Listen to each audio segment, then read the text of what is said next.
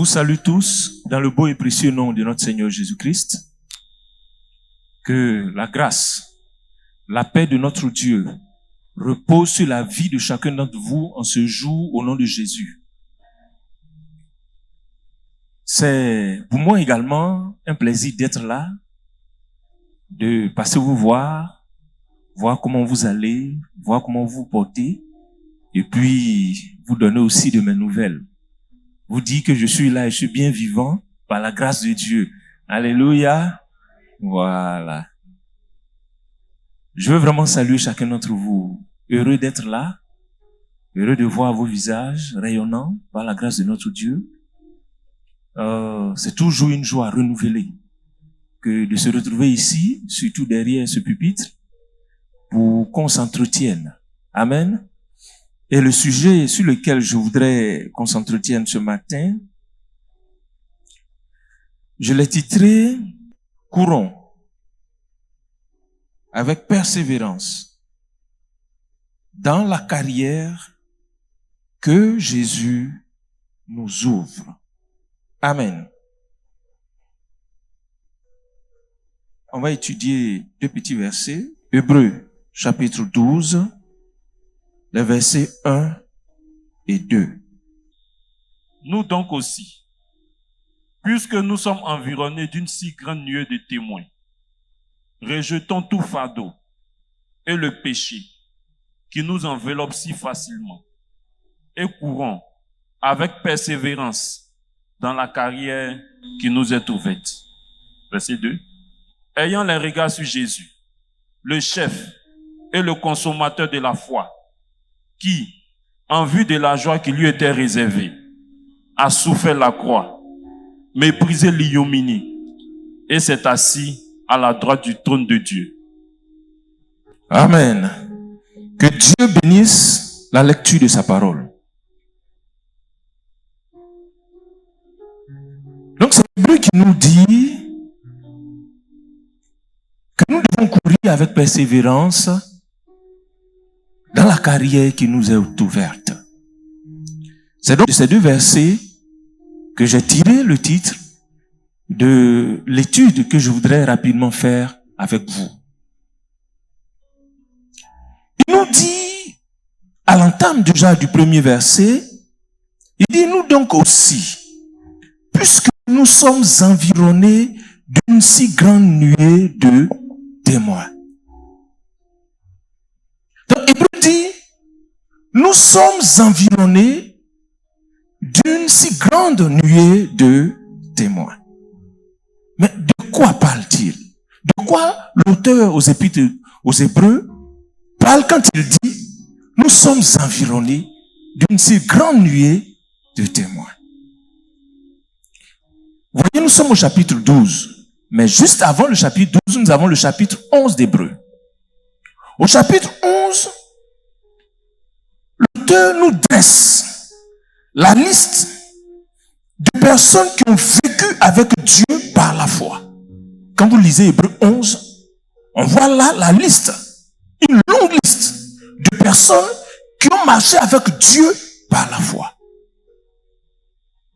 On parle d'Enoch, mais avant Enoch, il y a Abel, ensuite Enoch, Noé, Abraham, Sarah, Isaac, Jacob, Joseph, Moïse, le peuple d'Israël et tout ça.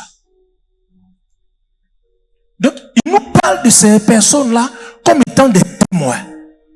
Il dit, nous sommes environnés de ces témoins-là. La liste est tellement longue qu'au verset 32, l'auteur va nous dire, que dirais-je encore?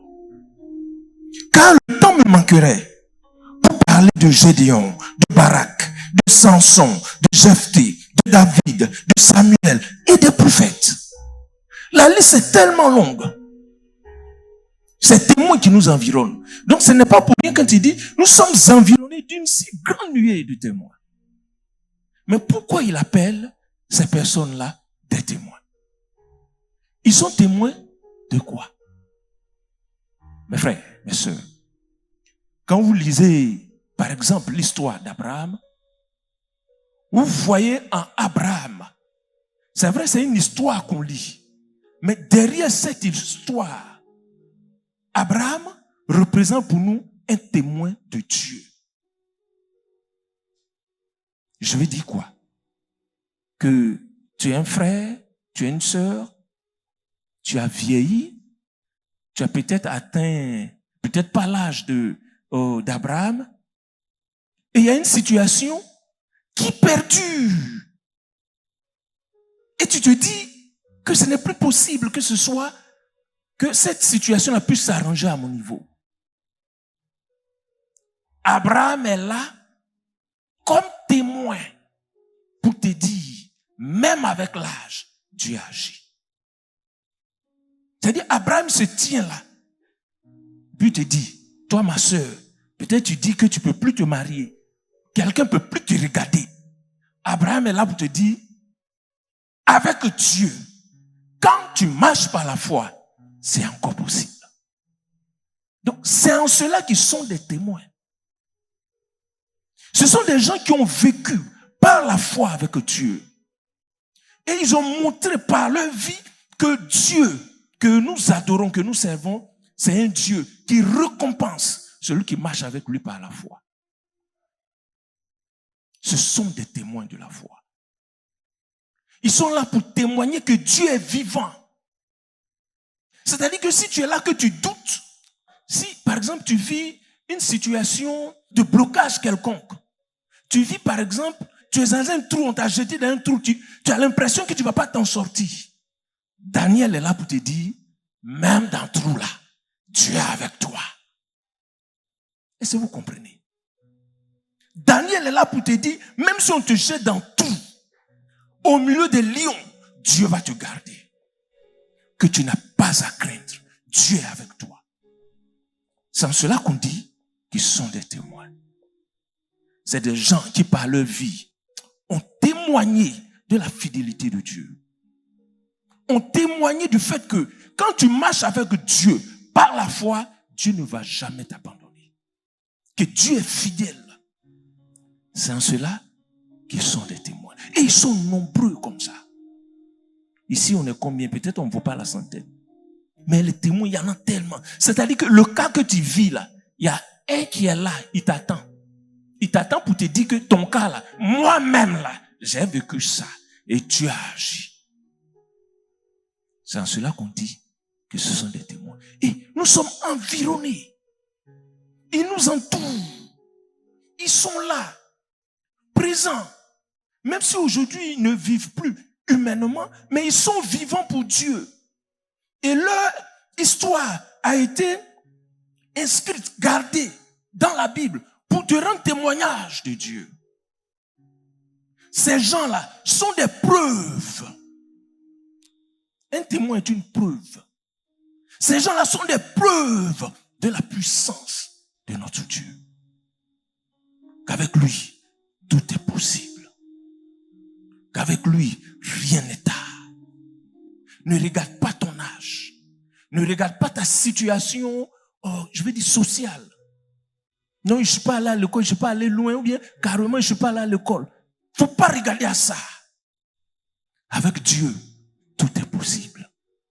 Tu peux dire, non, bon, moi, je suis un enfant, moi, je ne peux rien faire. David est là pour te dire, moi-même là, j'étais enfant quand j'ai tué Goliath. Donc, tu n'as pas de raison de douter. Ces témoins-là sont là pour te dire, tu n'as pas de raison de douter. Alléluia. C'est ça, les témoins. Et la Bible est remplie de témoins. Ils sont là pour te parler, mais est-ce que tu écoutes? Est-ce que tu écoutes leurs témoignages? Est-ce que tu crois en leurs témoignages? Est-ce que tu crois que ces histoires-là sont vraies? Souvent, on lit ça comme un livre d'histoire. La Bible n'est pas qu'un livre d'histoire, même si elle raconte de l'histoire. Mais la Bible n'est pas un livre d'histoire. La Bible est là pour nous témoigner sur le Dieu que nous adorons. Donc ces témoins-là sont des preuves. Si tu cherches preuves, ils sont là. Tu es une femme, tu n'enfantes pas. Sarah est là pour te dire, maman, moi je suis là. Hein. Je suis une preuve vivante que même vieille, tu peux enfanter. C'est ça qu'on appelle les témoins. Et ils nous entourent. Il dit, nous sommes environnés. Environnés, ça dit, ils nous entourent. Ils sont là. Leur témoignage est consigné. Parce que pour Dieu, ils sont vivants. Ils ne sont pas morts. Nous, on ne les voit pas, mais ils sont vivants. Pourquoi il dit, je suis le Dieu d'Abraham? Parce que Dieu estime que Abraham n'est pas mort. Il est vivant. Ces témoins-là sont vivants. Ils sont là pour nous rassurer, frères, sœurs. Ils sont là pour nous rassurer. Tu vis une situation, regarde dans la Bible. Peut-être que ton cas ressemble à celui de Gédéon. Renforce-toi. Ne dis pas que tu es faible. Gédéon pensait qu'il était faible. Dieu lui a dit non. Tu es un vaillant guerrier. Tu es un vaillant. Alléluia. C'est ça. Les témoins de la foi. Ces témoins-là donc sont là pour témoigner de Dieu. Hébreux 11:2 nous dit que pour avoir possédé la foi, les anciens ont reçu un témoignage favorable. Dieu a rendu témoignage de leur vie. Dieu a rendu témoignage que ce sont de vrais témoins.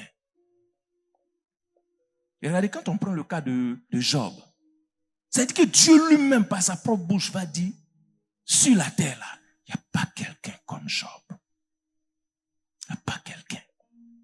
Mais quand tu lis Job, tu te dis que c'est Job. Mais tu peux être Job. Mon frère, tu peux être Job. Job, là, ce n'était pas un surhumain. Ce n'était pas un surhomme. C'était un homme de la même nature que toi et moi. Ce qu'il a fait, là, tu peux le faire. Et leur histoire, justement, les témoins, leur histoire dans la Bible, pour nous dire, en fait, Dieu nous interpelle pour dire que si nous nous mettons dans les mêmes dispositions que ce qu'il a fait avec eux, il va le faire avec nous. Simple. C'est pour ça qu'ils sont des témoins. Pour que tu crois, pour que tu aies confiance en Dieu. Et ils ont prouvé par leur vie qu'avoir foi en Dieu, ce n'est pas seulement de croire en l'existence de Dieu. Ça, l'apôtre nous l'a enseigné. Croire, c'est-à-dire que avoir la foi, si pour toi avoir la foi, c'est croire que Dieu existe, si ça s'arrête là, c'est pas la bonne foi. C'est pas la foi que Dieu veut. C'est pas la foi biblique. La vraie foi, c'est vrai, consiste à croire que Dieu existe, mais qu'il est le rémunérateur de ceux qui le cherchent. Que Dieu récompense ceux qui le cherchent, ceux qui le servent, ceux qui lui obéissent. Avoir foi en Dieu, c'est obéir à Dieu. C'est faire ce que Dieu te demande. C'est ça qu'on appelle la foi. Et ces témoins-là, c'est ce qu'ils nous ont montré. Malgré les difficultés, ils ont obéi à la voix de Dieu. Ils ont dit à Daniel, toi, on va te jeter dans le trou. Hein? Il dit, il n'y a pas de problème. Si à cause de ma foi en Dieu, on va me jeter dans le trou, je suis prêt à assumer ma foi. C'est ça la foi. Malgré les difficultés, tu restes ferme. C'est ça la foi. C'est pas croire que Dieu existe. Même les démons croient en ça. Les démons croient que Dieu existe. Même s'ils nous font croire que Dieu n'existe pas, mais eux-mêmes là, ils croient que Dieu existe. Ils le savent. Donc croire que Dieu existe, ce n'est pas la foi. Ce n'est pas la foi biblique. Parce que souvent dans les discussions, c'est ça. Non, moi aussi je crois que Dieu existe. Ce n'est pas ça la foi biblique. Si tu crois que Dieu existe, il faut faire ce qu'il te dit. Tu dis que tu crois que Dieu existe et puis tu fais le contraire de ce qu'il te demande. En quoi est-ce que tu crois qu'il existe? Alléluia. Frères et sœurs, c'était ça le premier point. Nous sommes environnés d'un grand nombre de témoins. Des hommes et des femmes comme vous et moi qui ont marché avec Dieu et qui ont prouvé la fidélité de Dieu. Qui ont montré que lorsque tu marches dans la confiance avec Dieu, Dieu va toujours récompenser ta confiance. Dieu répond toujours à la foi. Dieu récompense la foi. Alléluia. Voilà. Donc, dans la suite du verset, il dit nous donc aussi, puisque nous sommes environnés d'une si grande nuée de témoins, rejetons tout fardeau et le péché qui nous enveloppe si facilement. Donc, Hébreu nous dit, écoutez, puisque nous sommes environnés, nous sommes entourés de ces témoins-là de la foi, qu'est-ce que nous devons faire? Il dit, nous devons rejeter tout fardeau et le péché qui nous enveloppe si facilement. Oui, mes frères, mes sœurs, aujourd'hui, le péché nous enveloppe. Le péché, là, on baigne dedans. Non. On est dans le péché. C'est-à-dire que tu ne peux pas... C'est compliqué. Le péché est partout, autour de nous. Le péché nous encercle. C'est ça, il nous enveloppe si facilement. On vit dans un monde de péché. Et aujourd'hui, le péché est devenu tellement facile. Le péché est devenu moins cher. C'est tellement moins cher que même un enfant peut payer ça. Alléluia. La boisson, ça y est partout. Tout le monde boit. À tous les petits carrefours. Il y a bistrot, il y a maquis, il y a bar. Oui. Le péché est tout autour de nous. Partout. La drogue, la cigarette, la pornographie, l'impudicité. Ce sont des choses qui sont devenues tellement... C'est-à-dire que c'est devenu facile, quoi. Au point où même enfant même peut payer ça. Le péché est à la portée de tous. Avant qu'on était plus petit, quand tu entends drogue, qui drogue? Drogue, yeah, drogue. Son nom est gros comme ça, drogue. Mais aujourd'hui, même dans les écoles, la drogue circule. Pourquoi? Parce que le péché nous enveloppe si facilement. L'iniquité, le mal, l'injustice s'accroît chaque jour. Chaque jour que Dieu fait, on crée de nouveaux péchés. Tout ça pour faire mal au cœur de Dieu. Le cœur de l'homme est tourné vers le mal de plus en plus. On fait tellement le mal que dans nos nations aujourd'hui, on légalise même le péché. On vote des lois pour légaliser le péché.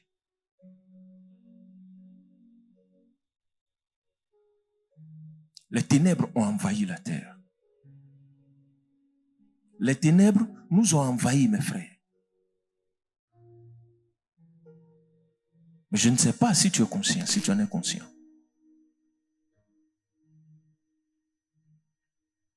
Vous voyez, la situation que nous vivons aujourd'hui ressemble étrangement à la situation que Noé a vécue en son temps. Étrangement. La vie que nous menons aujourd'hui ressemble de façon étrange à la vie de Lot, à Sodome et à Gomorrhe,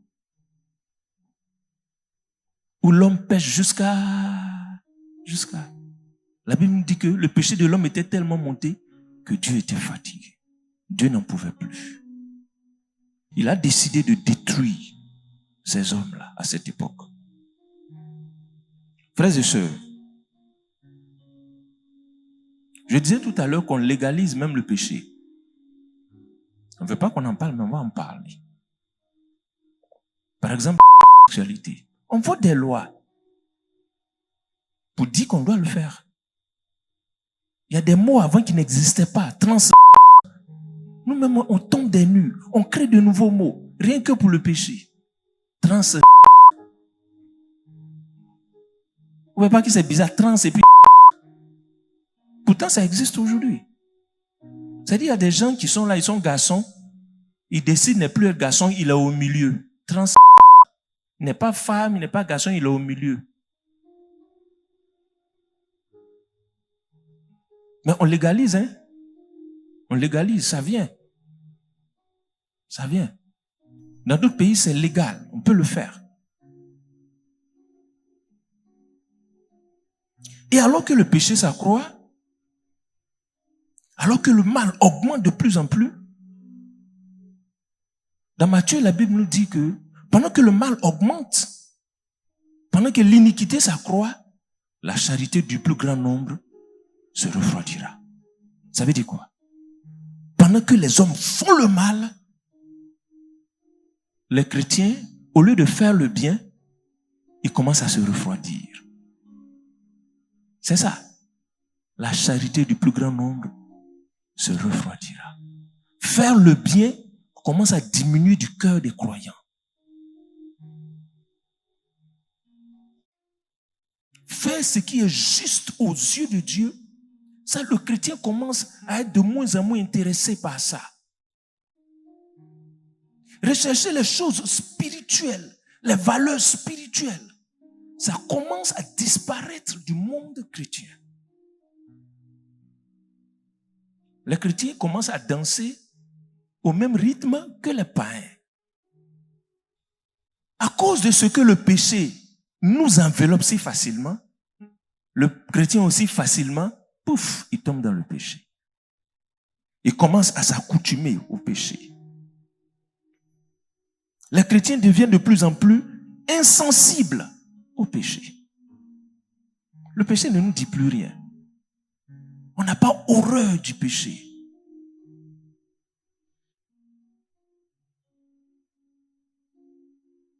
Nous baignons tellement dans le péché, on s'est accoutumé au péché. Et on est tellement dedans qu'on ne sent même plus l'odeur nauséabonde du péché. Le péché ne sent plus dans nos narines. Parce que vous savez, quand tu es dans un mauvais endroit, un endroit qui ne se sent pas bien, que tu dis dedans, arrivé un moment, tu ne sens plus. Ça veut dire que tu ne sens plus quoi. Malheureusement, c'est ce qui nous arrive, nous les chrétiens. On ne sent plus l'odeur du péché. On ne sent plus ça. Le péché, ce n'est plus grave. Non, frère, ça ne fait rien. Oh non, ça ne fait rien. Tu es sorti à une fille, oh, ça ne fait rien. Oh, ça fait quoi? Dieu va pardonner. Ah bon? Péché pour lequel Jésus est mort? Vous savez, ça, tu joues comme ça? Tout ça pourquoi? Parce qu'on est enveloppé. On est plongé dans le péché. Frères et sœurs, la situation est grave. Hein?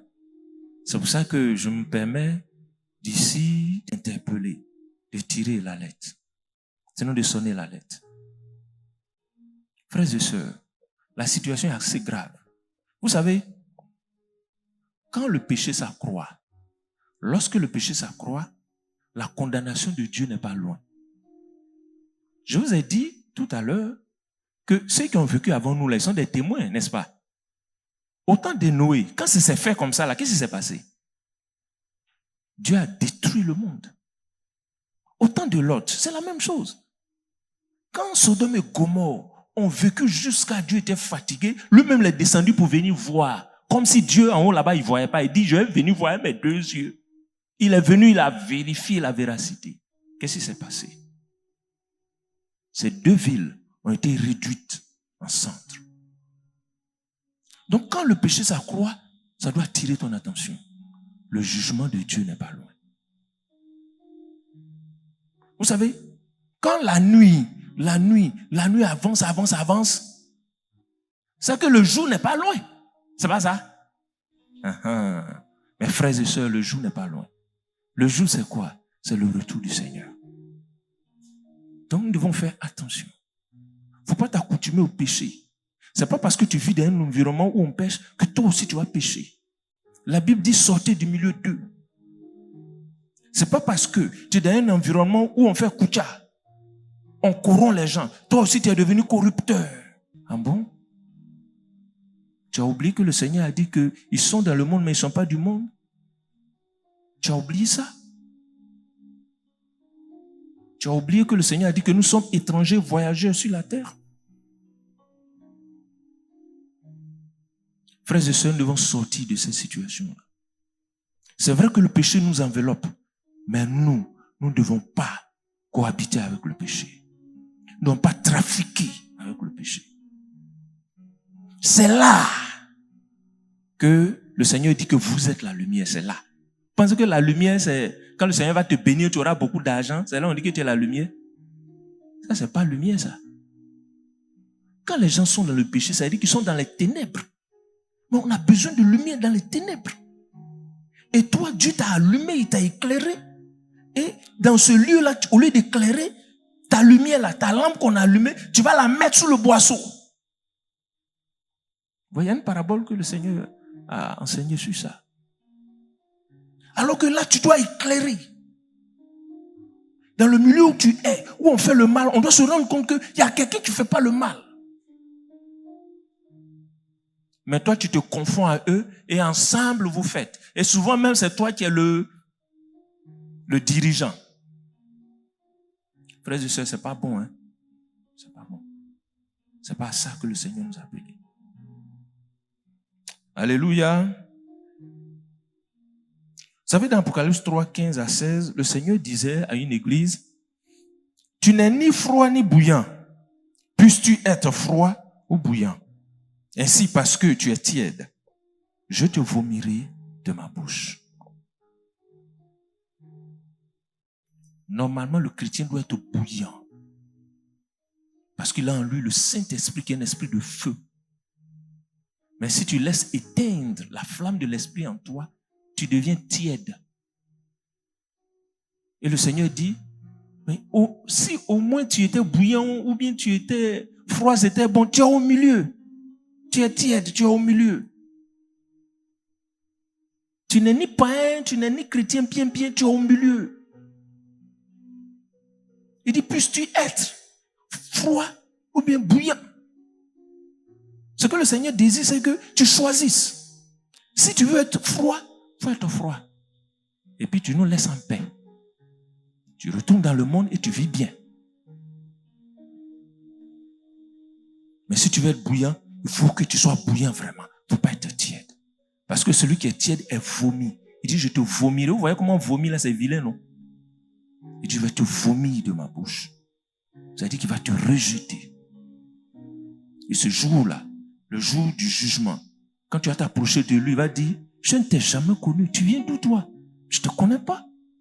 Je ne t'ai jamais connu. Frères et sœurs, c'est des choses assez importantes auxquelles nous devons faire très attention. Aujourd'hui, la plupart des chrétiens ont l'apparence de la piété. J'ai déjà enseigné sur ce sujet ici. L'apparence de la piété. C'est-à-dire qu'ils ont l'extérieur de chrétiens, mais dans le fond, ils vivent comme des païens. Ce qu'ils professent, c'est parce qu'ils vivent. Il dit, je suis chrétien, mais il vit comme un païen. C'est pas bon. Ça, c'est une des marques des hommes de la fin des temps. Paul dit, ils auront l'apparence de la piété, mais régnant ce qui en fait la force. Il dit, éloigne-toi de ces hommes-là. Amen. Frères et sœurs, le péché nous enveloppe, c'est vrai. Mais nous ne devons pas cohabiter avec le péché.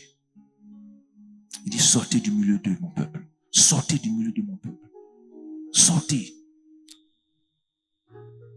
Ici, sortir veut dire se retirer, pas se retirer du monde, mais sortir du système. Sortir du mal. Le mal qui est organisé là. Toi, sors de là. Amen, amen.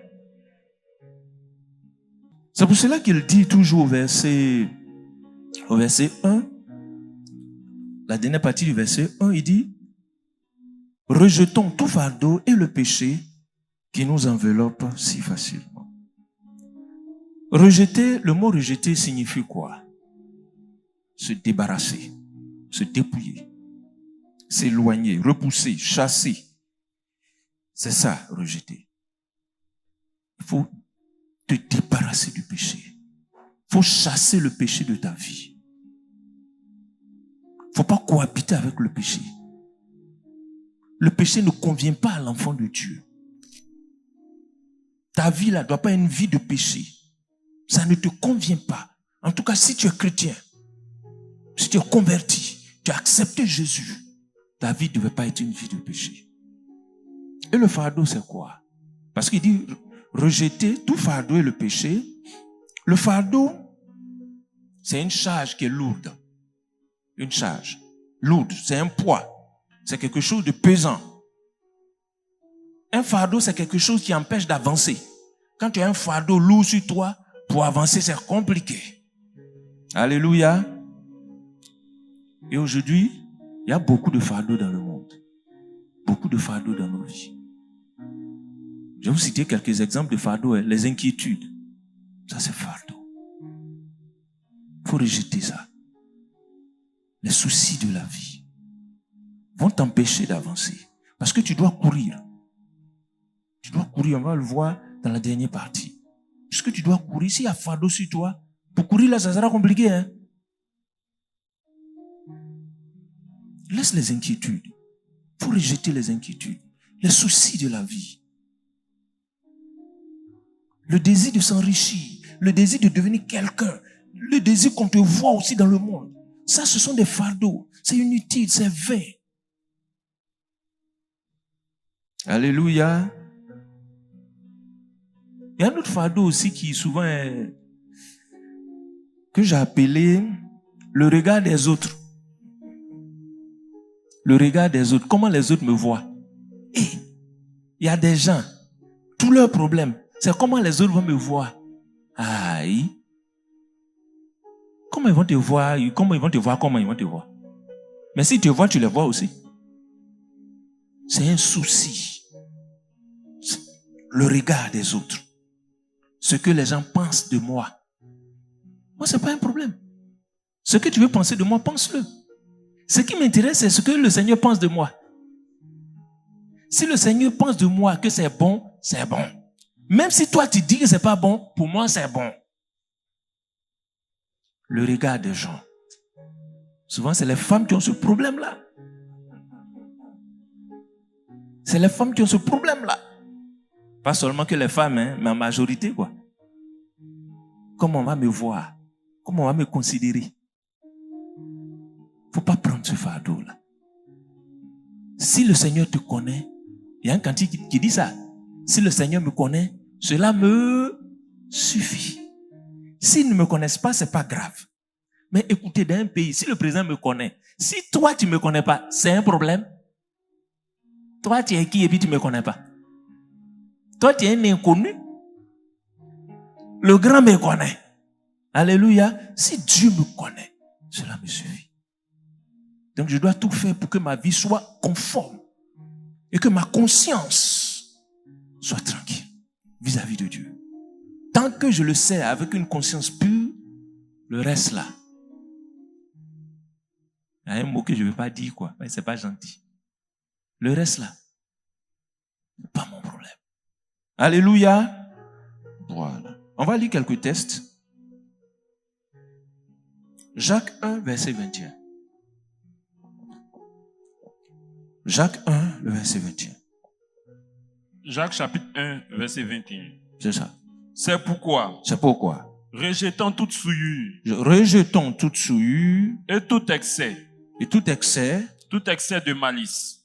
de malice, recevez avec douceur la parole qui a été plantée en vous et qui peut sauver vos âmes. Amen. Quel beau texte. Il dit, c'est pourquoi rejetant toute souillure et tout excès de malice.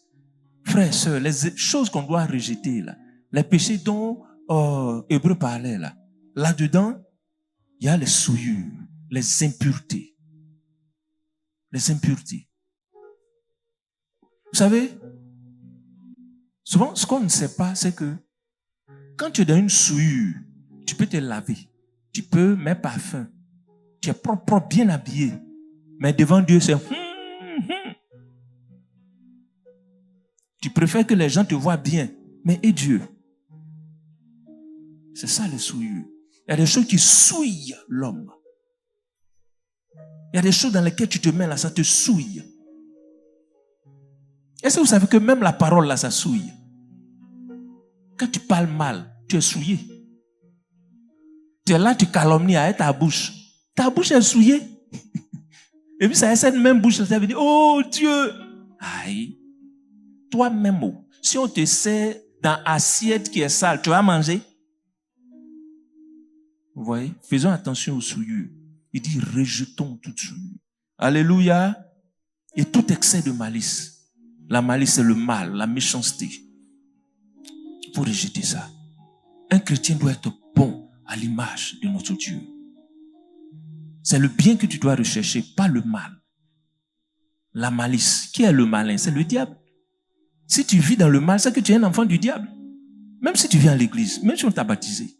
Mais celui qui vit dans le mal, c'est un enfant du diable. puisque son père est le malin et il fait le mal. Vous voyez? Et donc, il faut rejeter tout cela et il faut recevoir avec douceur la parole qui a été plantée en vous. Il faut recevoir la parole de Dieu. Ce matin, par exemple, c'est la parole de Dieu qui vient. Il faut la recevoir. Reçois-la dans la douceur. Tu vas voir quelque chose va se passer. Il dit cette parole-là a la capacité de sauver ta vie. Sauver vos âmes. Amen. 1 Pierre 2, verset 1. 1 Pierre 2, verset 1. 1 Pierre chapitre 2, verset 1. Rejetant donc toute malice et toute ruse, la dissimulation, l'envie et toute médisance. Amen. Vous voyez, Pierre et Jacques disent la même chose. Ils utilisent même le même verbe. Et à la limite, les mêmes mots. Ils parlent de la malice plutôt. Ils parlent de la médisance, qui est une souillure. Vous voyez. Il dit, il faut rejeter tout ça. Il faut rejeter la ruse. Il faut rejeter la dissimulation. Se cacher. Vous voyez, non? Quand tu es avec nous, tu es joli, et puis quand tu n'es pas là, on ne te reconnaît pas. Vous voyez? C'est ça qu'on appelle la dissimulation. C'est un peu comme de l'hypocrisie. C'est un peu un synonyme de l'hypocrisie. Tu es hypocrite. Tu as deux vies. Tu as vie de chrétien et puis tu as vie de païen en toi. Ah, comment un seul homme peut avoir deux vies? Un homme a une seule vie. Alléluia. Il y a une seule vie. Donc rejetons la dissimulation. Rejetons l'envie. L'envie. La convoitise. Parce qu'un des synonymes d'envie, c'est convoitise. La convoitise, c'est un péché qui est grave. Il a dit, dans les 10 commandements, tu ne convoiteras pas. La convoitise, ça amène à des choses graves. Si tu nourris la convoitise dans ton cœur, tu vas poser des actes tellement graves. Il dit, il faut rejeter ça. Il faut abandonner ça. Il faut te dépouiller de ça. Vous avez compris? Voilà. Colossiens 3, verset 5. Colossiens 3, 5. Colossiens chapitre 3, verset 8. 8.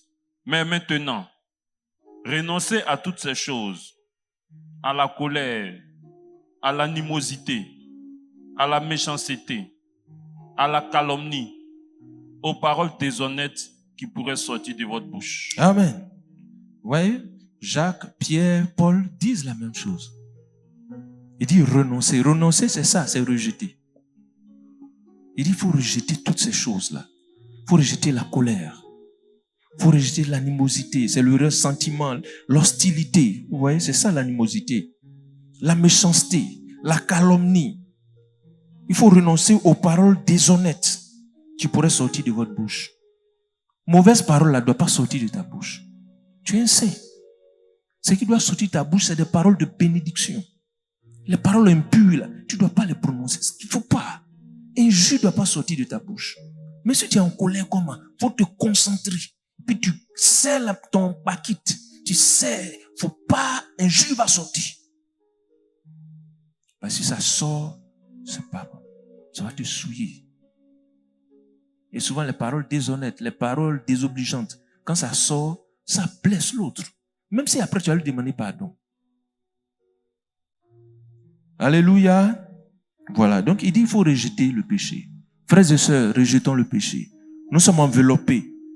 On est dans le péché. On est dans un monde de péché. Mais nous devons le rejeter. Alléluia. Et la meilleure manière de rejeter le mal, c'est de faire le bien. Il dit surmonte le mal par le bien. Fais le bien. Tu vas voir. Fais ce que le Seigneur te demande. C'est pourquoi Pierre a dit il faut recevoir la parole de Dieu. Parce que c'est la parole de Dieu qui va t'indiquer ce que Dieu veut que tu fasses. Il faut la recevoir. Il ne faut pas endurcir ton cœur. Amen, amen. Maintenant que nous sommes débarrassés donc de toutes les lourdeurs, les pesanteurs, le péché qui nous retenait, Hébreu nous dit, courons. Courons avec persévérance dans la carrière qui nous est ouverte. Pour courir, tu as besoin de te débarrasser. Si tu ne t'es pas débarrassé, tu ne pourras pas courir. Ça va te disqualifier. Tu ne pourras pas courir. Vous savez, frères et sœurs, la vie chrétienne est comparée à une course. Ici, dans le test que nous sommes en train de lire, que nous sommes en train d'étudier, on compare la vie chrétienne à une course, à une compétition. Et nous sommes des coureurs. Nous sommes des athlètes. Nous sommes en train de courir. Nous sommes en pleine course. Nous sommes engagés dans une course. Toi, moi, on est en train de courir. C'est ce que Hébreu nous dit. Nous sommes en train de courir. Nous sommes dans une course. Nous sommes engagés dans une course. On va lire un autre texte. Philippiens 3, à partir du verset 12. Philippiens 3, le verset 12. 12 et 14. 12 à 14. Philippiens 3, 12 à 14. Philippiens chapitre 3, verset 12 à 14. C'est ça. Ce n'est pas que j'ai remporté le prix ou que j'ai déjà atteint la perfection, mais je cours pour tâcher de la saisir, puisque moi aussi, j'ai été saisi par Jésus-Christ. Frère, je ne pense pas l'avoir saisi, mais je fais une chose, oubliant ce qui est en arrière et me portant vers ce qui est en avant. Verset 14. Je cours vers le but pour remporter le prix de la vocation céleste de Dieu en Jésus-Christ. Alléluia. Vous savez, la dernière partie du verset 14, quand je méditais ce texte, je suis resté là à méditer longtemps. Il dit, je cours vers le but pour remporter le prix de la vocation céleste de Dieu en Jésus-Christ. Mes frères, mes sœurs, il y a un prix à gagner. Je vous ai dit qu'on est en train de courir, non? Mais chaque fois qu'on court, il y a un prix, c'est pas ça? Il y a une récompense, il y a une coupe. Quand les athlètes courent là, il y a une récompense. Et Paul nous dit que nous, le prix que nous devons remporter, c'est le prix de la vocation céleste de Dieu en Jésus-Christ. Mes frères et sœurs, il y a un prix à gagner dans notre course. C'est pour cela que Hébreu nous dit, courons. Vous savez, quand un coureur court là, vous savez à quoi il regarde? Il regarde pas l'arrivée, hein? Il regarde au prix qu'il va gagner. C'est le prix là qui le motive. Vous vous rappelez l'année passée, la Coupe d'Afrique. C'est ça qui motivait les éléphants. Ils jouaient, on va gagner une coupe, ils jouaient. C'est la coupe. Mes frères, il y a un prix. On ne court pas pour se fatiguer. On ne court pas pour courir. Il y a un prix à gagner. Il y a un prix que chacun de nous doit gagner. Et dans cette course-là, on ne court pas l'un contre l'autre. Mon frère, j'ai ma coupe. Toi aussi, tu as ta coupe. Elle aussi, elle a sa coupe. Vous voyez pas comme pour Dieu, là, c'est intéressant. Parce que si c'était une seule coupe, mais on va se battre les coups de tête. On va se faucher. On va se faire le coup bas. Non, non. Avec Dieu, c'est équitable. Chacun a sa coupe. Chacun a son prix à gagner. C'est pour cela que la Bible nous dit, courons. Paul dit, moi je cours. Paul dit, moi je cours pour moi. Hein. Je suis en train de courir. Il dit, mes frères, je ne l'ai pas encore atteint. Prix là, je n'ai pas encore touché. Mais je cours. Je cours pour remporter le prix de la vocation céleste de Dieu. C'est un prix de Dieu. C'est un prix que Dieu donne. Ce n'est pas le prix des hommes. Ouais, l'année passée, Côte d'Ivoire a eu coupe là, non? On remet encore en jeu. Ouais, coupe là, ça quitte dans main rapidement, quoi. C'est pas bonne coupe. Tu cours jusqu'à ce que tu ne l'atteins pas. Amen. Mais la coupe qui nous est réservée, le prix qui nous est réservé, c'est le prix de Dieu. C'est la coupe. C'est la récompense que Dieu nous réserve. C'est pour ça que tu dois courir. On va lire Éphésiens 1, verset 18. Ouais, ce texte-là, quand je lisais, il était un peu en parallèle. Éphésiens 1, verset 18. Écoutez bien, hein, l'appel là, le prix qu'il y a dedans. Écoutons bien. C'est vrai, c'est au milieu du verset, mais lisons quand même. Lisons. Éphésiens chapitre 1, verset 18. Oui. Et qu'il illumine les yeux de votre cœur. Le il ici a mis pour Dieu. Il dit que Dieu illumine, il éclaire les yeux de votre cœur. Pour que vous sachiez. Pour que vous sachiez. Quelle est l'espérance? Quelle est l'espérance qui s'attache à son appel? Qui s'attache à son appel. La vocation, c'est ça qui appelle. Donc, il y a une espérance qui est attachée à l'appel. Il y a une espérance. La course que tu es en train de faire là, il y a une espérance dedans, mon frère, ma soeur. Il y a une espérance. Il dit que Dieu ouvre tes yeux. Il n'est qu'à ouvrir tes yeux, les yeux de ton cœur, pour que tu vois l'espérance qu'il y a dans cette coupe-là, dans ce prix-là. Continue, frère. Quelle est l'espérance qui s'attache à son appel? À son appel. Quelle est la richesse? Quelle est la richesse? De la gloire. De la gloire. De son héritage. De son héritage. Qu'il réserve aux saints. Amen. Je pensais que tu allais acclamer le Seigneur. Hein. C'est un grand verset. Amen. Paul dit, j'ai prié Dieu pour qu'il ouvre tes yeux. Illuminer, ça veut dire, il n'a qu'à éclairer tes yeux. Pour que tu vois, pour que tu saches quelle est l'espérance qui s'attache à son appel, à sa vocation. Et quelle est la richesse? Vous voyez, il y a 3 mots qui se suivent. Richesse, de la gloire, de son héritage. Qu'il te réserve. Les mots là sont tellement lourds que moi-même là, je n'ai pas fini de chercher leur explication. Quand j'étudiais, je voulais appeler l'apôtre pour qu'il m'explique un peu cette expression-là. Parce que pour moi, c'est trop lourd. Il dit, la richesse de la gloire de son héritage qu'il nous réserve. Le prix que Dieu nous réserve là, mes frères, mes sœurs, c'est pas petit à faire. C'est pas petit à faire. Il y a un texte qui dit que c'est ce que les yeux n'ont jamais vu. C'est ça que Dieu te réserve. Ce qui n'est jamais monté dans le cœur de l'homme, c'est ça que Dieu te réserve. Ce qu'il y a dans le couple là, c'est ça. Ce qu'il y a dans le prix là, c'est ça. Parce que quand on dit une coupe là, c'est un objet. Mais il y a quelque chose derrière. Ou bien, quand on dit Côte d'Ivoire a eu Coupe d'Afrique là, il y a eu plusieurs milliards derrière, c'est pas ça? Donc derrière coupe là, derrière le prix là, il y a quelque chose. C'est ça Paul dit. Il dit aux Éphésiens, je prie que Dieu ouvre vos yeux pour que vous voyez ça. Comme ça, quand vous allez courir là, c'est pas pour les enfants. Parce que quand tu n'as pas vu ce que tu vas gagner, tu cours avec nonchalance. Tu cours avec nonchalance.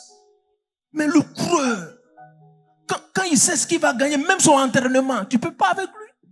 Son entraînement pour aller faire là, tu ne peux pas. Parce qu'il sait ce qu'il va gagner. C'est pour ça que Paul dit, je prie que Dieu illumine vos yeux, les yeux de vos cœurs, pour que vous voyez ce que Dieu vous réserve. Ainsi, votre course là, vous allez courir. Vous allez courir même. Vous allez courir jusqu'à... Les gens me seront surpris. Mais mon frère, pourquoi tu cours fort comme ça? Elle dit, non, tu ne sais pas. C'est pourquoi je suis en train de courir. Tu ne sais pas. Alléluia. C'est ça. Que Dieu donc ouvre nos yeux. Que Dieu ouvre nos yeux. Il est déjà à l'heure. Je pense que je vais m'arrêter là. Je n'ai pas fini, mais bon, je vais m'arrêter là. Parce qu'il est presque l'heure. Il y a des dispositions à prendre pour courir. C'est ce que je voulais aborder, mais bon, il est déjà l'heure. En fait, je vais résumer rapidement, parce que ça sera comme un suspens. Quand on court pas n'importe comment. Pour avoir un prix, là, on court pas n'importe comment. Il y a une manière de courir. Paul disait dans 1 Corinthiens 9, il dit courir de manière à remporter. Il faut courir. Il y a une façon de courir pour avoir coupe. Quand quelqu'un veut avoir couple, il ne court pas comme les autres. Quand il court, même tu sens qu'il veut les dépasser. Quand il s'entraîne, là, il s'entraîne d'une façon particulière. Parce que lui veut remporter la coupe. On n'a jamais vu quelqu'un qui remporte coupe en dormant. Quand tu vois quelqu'un s'entraîner, ses exercices, pour une course, tu vois que vraiment lui, là, il veut gagner coupe. Là. Il y a une façon de courir pour remporter la coupe. Et dans le même texte de 1 Corinthiens 9, il dit, ceux qui se battent, ceux qui font le combat là. 1 Corinthiens chapitre 9, verset 25. Vite, Tous ceux parce qui que combattent s'imposent toute espèce d'abstinence. Et ils le font pour obtenir une couronne corruptible. Mais nous, faisons-le C'est ça. pour une couronne incorruptible. Amen. Il dit, ceux qui combattent là, ils s'imposent des abstinences. Quand tu vois quelqu'un qui court, regardez les coureuses, ceux qui font course là, vous voyez souvent les Kenyans et autres là, ils sont minces, c'est pas parce qu'ils ne veulent pas grossir. Hein. Mais s'ils grossissent, ils ne peuvent pas courir. Donc, il se met sous des régimes. Il est sous des régimes parce qu'il sait qu'il veut gagner coupe là. Il s'abstient de certaines choses. Est-ce que toi, tu veux avoir la coupe? Parce qu'on veut avoir la coupe, il y a des choses pour lesquelles on s'abstient. Il y a des nourritures qu'un coureur ne mange pas. Il y a des boissons qu'il ne boit pas. À cause de la coupe. Alléluia. Il se prive de certaines choses. Mes frères, la coupe, le prix qui nous attend là, mérite qu'on se prive de certaines choses. Ça mérite ça. Qu'on soit sous régime, ça ne fait rien. On dit, oh, tu ne grossis pas, ça ne fait rien. Je sais ce que je cherche. Alléluia. C'est ça. Frères et sœurs, quand on court, on doit courir selon les règles. Pour avoir la coupe, il ne faut pas dérégler. Ça fait partie des éléments qu'il faut faire pour, voilà. Paul disait, je soumets mon corps, voilà. Je le traite durement. De peur que, moi qui ai prêché aux autres, je ne sois, quoi? Rejeté. Ouais. Tu peux courir. Si tu cours mal, à la fin, on te dit, tu n'as pas gagné, même si tu es arrivé premier. Si tu n'as pas respecté les règles, il faut respecter la parole de Dieu. Il faut respecter les commandements de Dieu. C'est ainsi que quand tu vas courir, tu vas avoir la coupe. Que Dieu te bénisse, qu'il accorde à chacun sa grâce au nom de Jésus.